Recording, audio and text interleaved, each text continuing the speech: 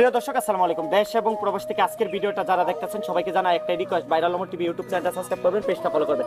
কে কোথায় থেকে ভিডিওটা দেখতেছেন ছোট্ট করে একটা কমেন্ট করবেন। স্ক্রিনে যে বোনটিকে দেখতেছেন উনি ক্যামেরার সামনে কি কারণে আসছে না টেনে পুরো ভিডিওটা দেখবেন।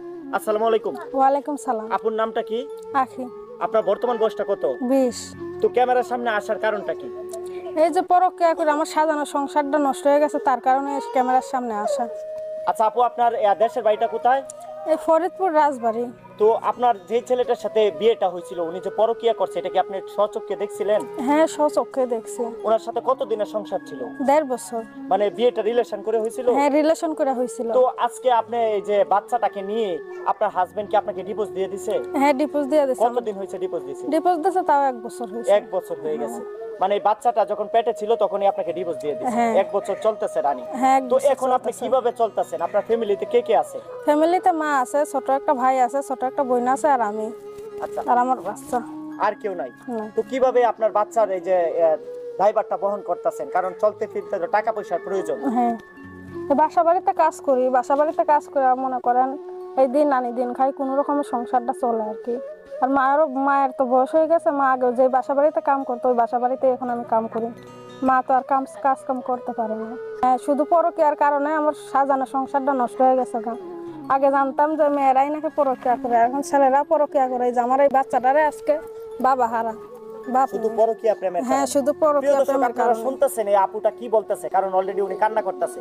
আপনারা বুঝতেছেন এই দেশে পরকীয়ার কারণে হাজার হাজার সংসার ধ্বংস হয়ে যাইতেছে। আমরা চাই মাননীয় প্রধানমন্ত্রী যেন কঠিন একটা শাস্তি রায় করে, যাতে এই দেশে যাতে এইভাবে বাচ্চারা আর মার ভালোবাসা থেকে বঞ্চিত না হয়, বাবার ভালোবাসা থেকে বঞ্চিত না হয়।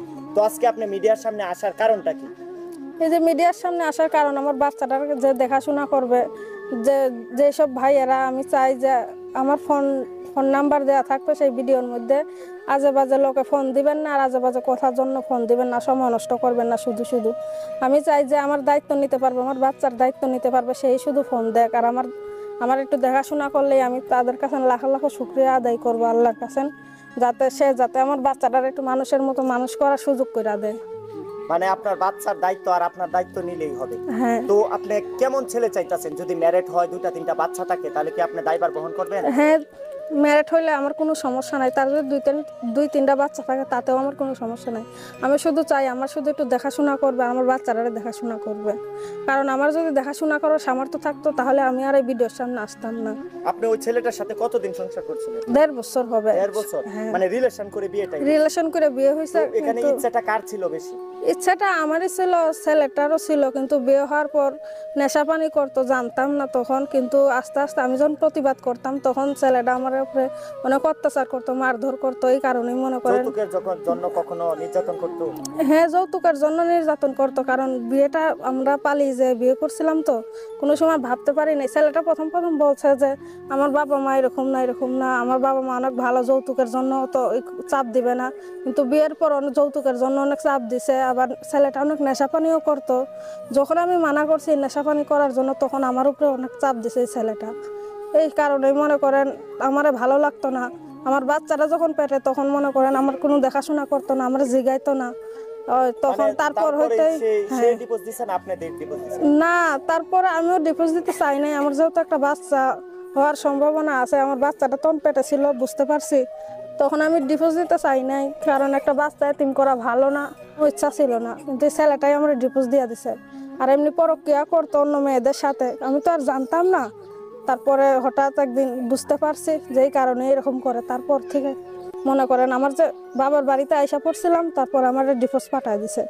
তো আজকে মিডিয়ার সামনে আসছেন ভালো একটা মনের মানুষ চান যে আপনার এবং আপনার বাচ্চার দায়িত্ব নিবে। হ্যাঁ। তো আপনার কোনো কন্টাক্ট নাম্বার আছে? হ্যাঁ, আছে। তো নাম্বারটা স্ক্রিনে দিয়ে দিচ্ছি। প্রিয় দর্শক, আপুর স্ক্রিনে দেওয়া নাম্বারে যোগাযোগ করবেন। যদি কেউ এই আপুর এবং আপুর বাচ্চার দায়িত্ব নিতে চান, স্ক্রিনে দেওয়া নাম্বারে যোগাযোগ করবেন। কেউ অযথা ফোন দিয়ে ডিস্টার্ব করবেন না। আপু, যৌতুক হিসাবে কি দিতে পারবেন? যৌতুক হিসাবে আমি কিছু দিতে পারবো না, আমার কোনো সামর্থ্য নাই সেরকম। শুধু আপনি একটা ভালো মনের মানুষ চাইতেছেন? হ্যাঁ, আমি শুধু একটা ভালো মনের মানুষ চাই। আমি যৌতুক দিতে পারবো না। আমি আগেই বলি যে এইসব ভাইয়েরা আমার ভালোবাসা বিয়ে করবেন, আমার বাচ্চার দায়িত্ব নেবেন, সেই সব ভাইয়েরা শুধু ফোন দিবেন।